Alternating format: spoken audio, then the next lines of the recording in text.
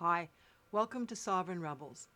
In this episode, titled Hendrix the Shaman and Why Music is a Spiritual Path, I will discuss the profound influence that Jimi Hendrix has had on me, not just as a guitarist and as an aficionado of music, but also as a spiritual mentor.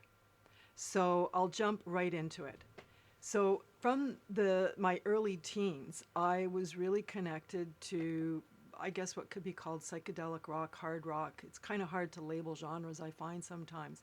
But Hendrix was definitely an early influence for me, as well as Ozzy Osbourne, Alice Cooper, Led Zeppelin.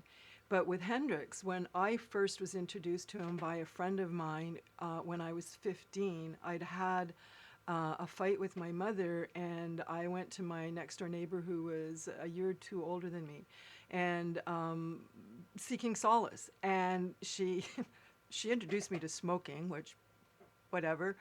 She gave me a cigarette. It was my first cigarette, and then she says, "You got to listen to this," and she put on Purple Haze, and it from the very first time I heard Hendrix, it was completely different. It was completely different with the way it affected me. It was like it went to the core of my being. It was so visceral. So over the years, it just strengthened.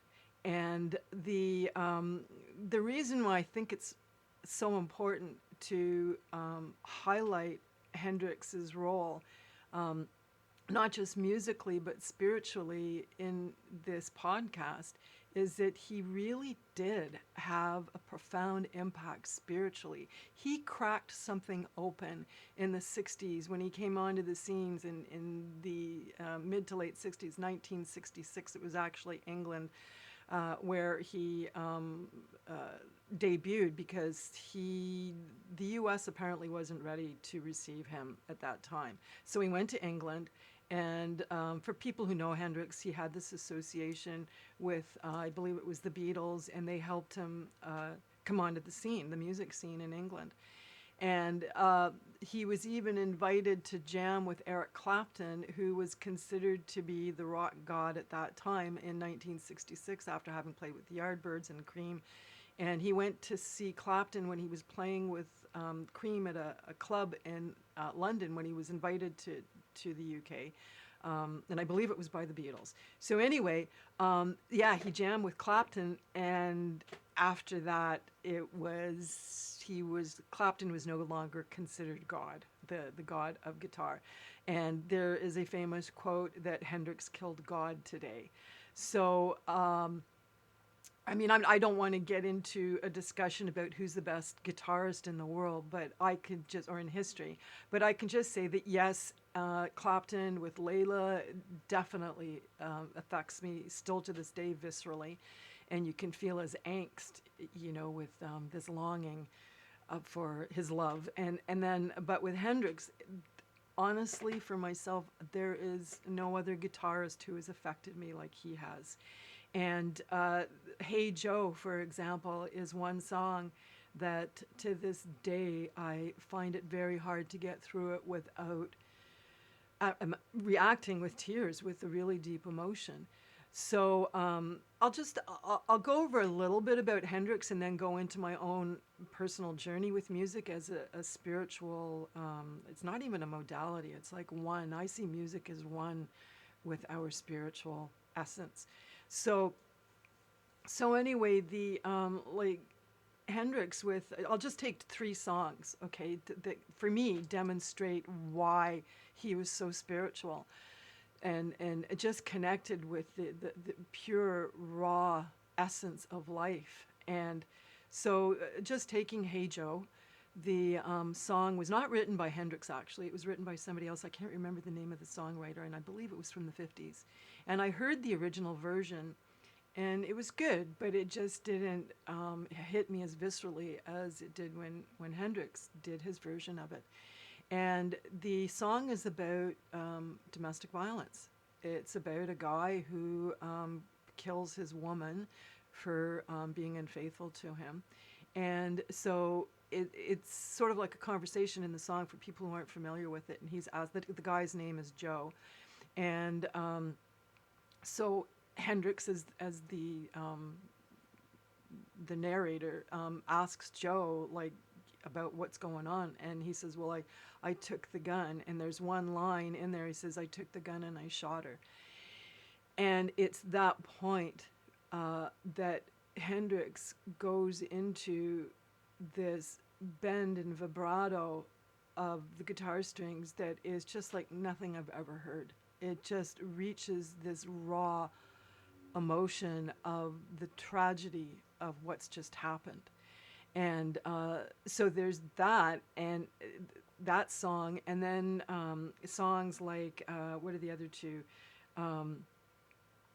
Easy Rider. You know, he wrote Easy Rider a couple years after the movie Easy Rider came out, but in there he hits a spiritual element in it about what's real freedom, and you know, how we're all dying to be loved. So that message of Hendrix that was so deep was about freedom, true freedom, and about love, about cosmic love, not romantic love or you know, brotherly love, but it goes even deeper. It's this cosmic love. And then he even weaves in humor at points, like he in the song Red House, where he writes about, the way that I interpret it, he's writing about how difficult it is to be touring all the time. And because he talks in this song Red House about being away for 99 and a half days, and he comes home to his baby, his woman, and she's gone. His key doesn't unlock the door anymore. And so he goes, the song is about the realization that he's lost this relationship as he hasn't been around, as he's been on tour. But then, and it's very bluesy, like the music is just, it's very bluesy, and you just kind of rock to it as you're listening to it. And that's the other thing, is like he switches beautifully between these genres of music and in his guitar playing. That is really, I have yet to find anybody else, another guitarist. There's a lot of good guitarists out there, but I just found and still find that Hendrix is cosmic. He's in a different realm, in another dimension. And so in this song, anyway, with Red House, you know, he's going through the sadness of the breakdown of the relationship, the loss of this woman in his life, and because of the lifestyle that he's leading as touring in the band, at least that's how I interpret it. And then, but at the last line, you know, he's coming to grips with the fact that he's lost her. And then, but he leaves it on a note of humor by saying, let me just see if I can find it here. 'Cause if my baby don't love me no more, I know her sister will. And I missed that line, that last line of I know her sister will, when I was growing up and listening to this. And it was only about 10 years ago I was listening to it, and I finally caught it. And I was killing myself with laughing, because it was so funny. And it just, you know, was a testament of like, yeah, shit happens. We go through pain, but then get back on the saddle again and get into life again, because there's always something around the corner. So that's how I interpret it anyway.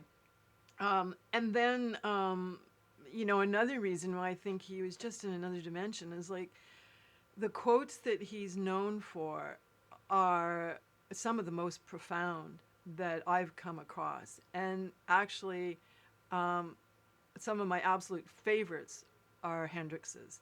And the first one is, when the power of love overcomes the love of power, the world will know peace.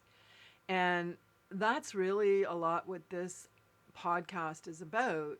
It's about replacing the love of power, which is what hierarchy is about, with the power of love, the cosmic love, brotherly love, sisterly love, universal love. So there's that one. And then another one is specifically for music, is music doesn't lie. If there is something to be changed in this world, then it can only happen through music. For myself, that resonates. That's true for me.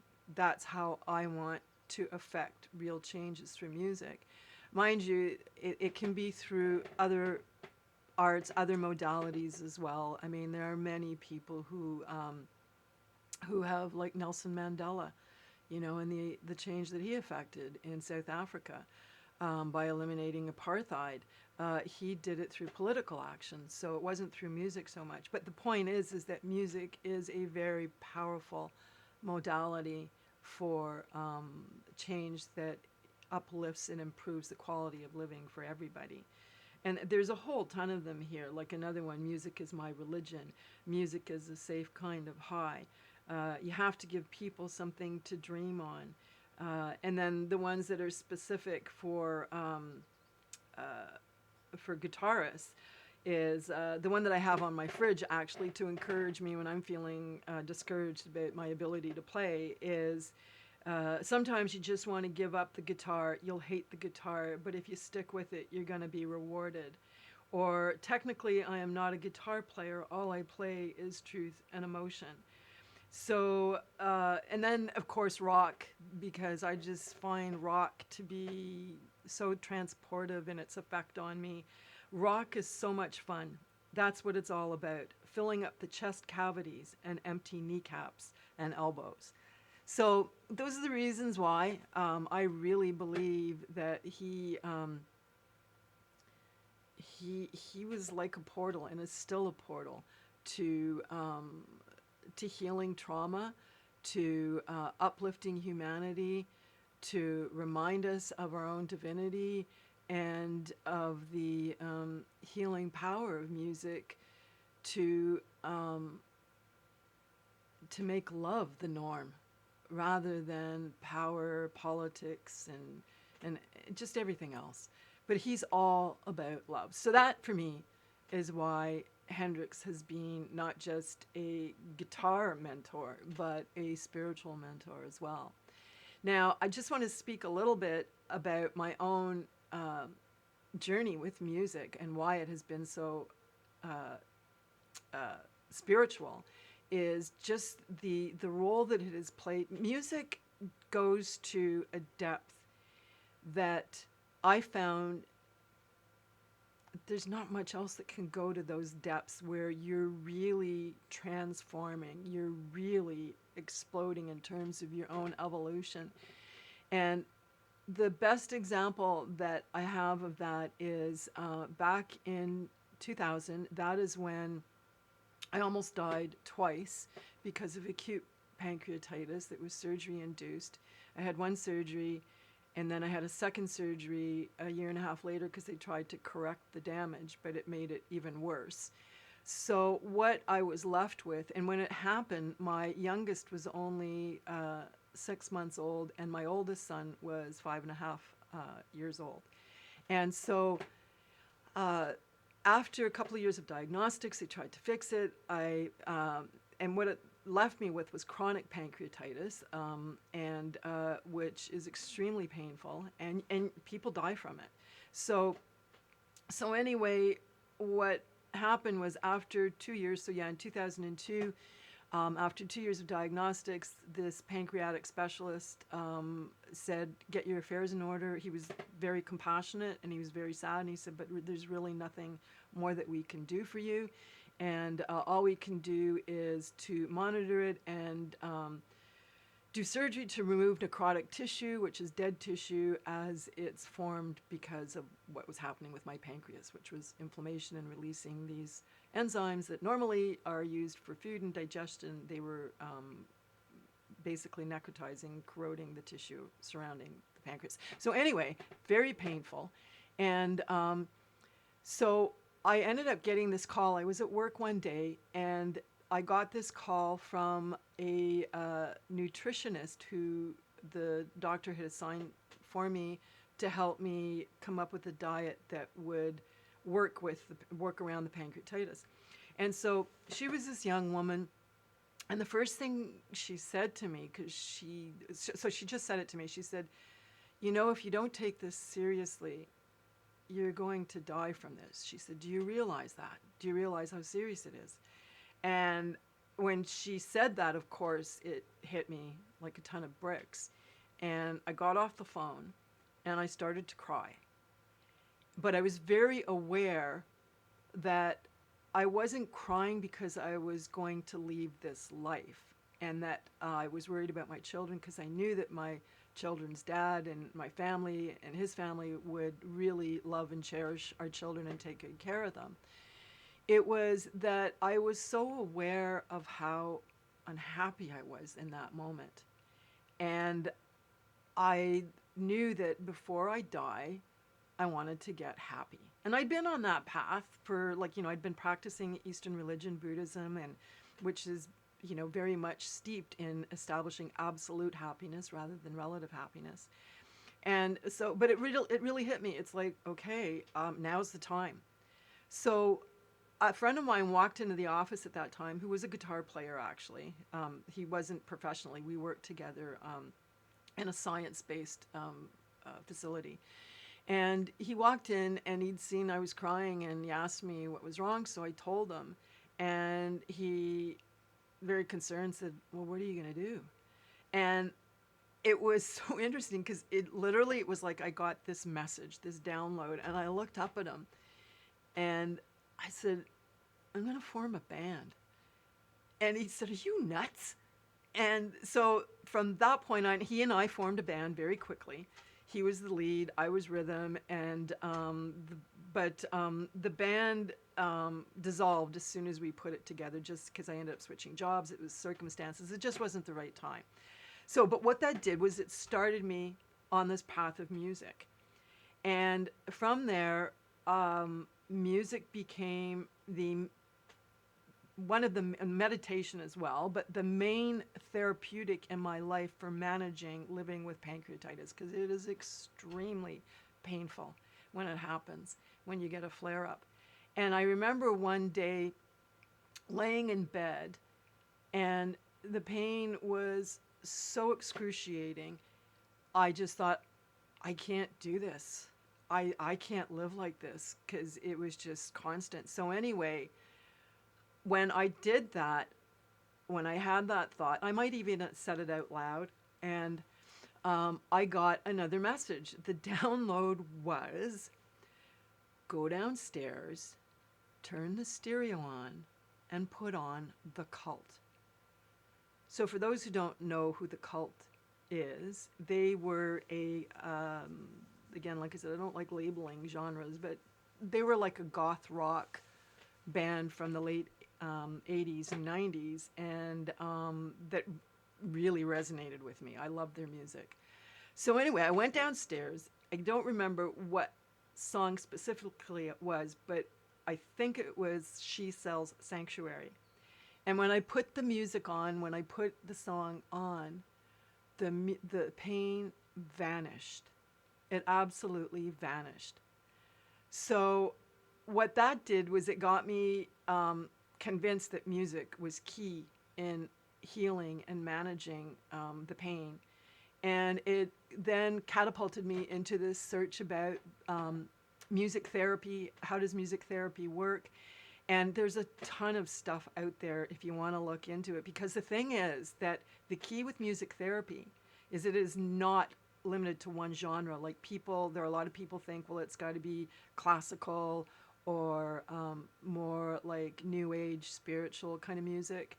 And what the data shows is that the music that is most healing in music therapy is what lights the individual up. What is it that they are specifically attuned to? And with me, it's hard rock, it's heavy metal, it's blues, it's punk. And there are some genres that when I actually listen to them, I feel the opposite. I feel sick. And I don't want to say what they are, but it's really interesting because it just shows me how sound frequency is so attuned to the individual, and that you have to figure out what it is. And it's very easy. It's just what lights you up. What is it that floats your boat, as some people would say? And for me, it is like another song recently that does it for me is Taylor Momsen, Pretty Reckless, Take Me Down. that one, I'd only discovered it recently, and it does it for me too. So now when I start to feel sick, I start to feel pancreatitis, I will do that. I will put on one of my favorites, and then it gets me back on track. Sometimes it takes longer than normal, and that's usually because I'm too attached to whatever the stress is that's going on in my life in that moment. Because of course, stress, in my experience, is the biggest trigger for getting sick. And fortunately, more and more people are accepting this. But stress, there's a physiology with stress that is just brutal on the human body. And that's well known too. If you want to look into it, it was Hans Selye, Selye, who researched this in the 60s about the effects of stress on health. And it's even called the general stress adaptation syndrome, I think, something like that. I used to know a long time ago. Anyway, do not dismiss the effects of stress on your health. And one of the ways to combat it is to figure out what is your favorite music and listen to it. So I will end it there, but that is why music is so powerful spiritually. And I really encourage people that if you don't have music in your life, figure out which is the type of music that really does it for you and start incorporating it regularly as part of your health-based, spiritual-based living. Take care and see you next time.